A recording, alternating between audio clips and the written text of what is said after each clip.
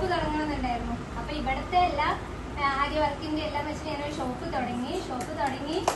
പക്ഷെ അത് എന്താ ഒരു കാരണവശാലല്ല, അമ്മയുടെ ഒരു ഇത് കാരണം എനിക്ക് ഷോപ്പ് നിർത്തി ഞാന്.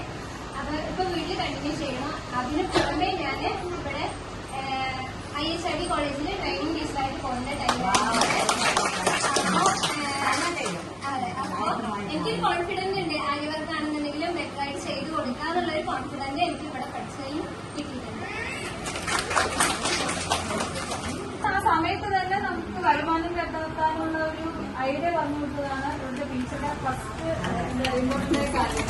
അപ്പൊ തന്നെ ഞാൻ ചെയ്ത് തന്നെ ഇവിടെ ഓരോ വർക്ക് വരുത്താനുള്ള ഒരു ധൈര്യം പറഞ്ഞു വന്ന് ഇപ്പോ എന്റെ ഒരു ജീവിതത്തിൽ വളരെ ഒഴിച്ചുകൂടാൻ പറ്റാത്ത ഒരു സംഭവമായിട്ട് ആര്യ വർക്ക് ആണ്. അപ്പോ ഇതൊക്കെ സമ്പാദ്യശീലം ഉണ്ടാക്കിക്കൊണ്ട്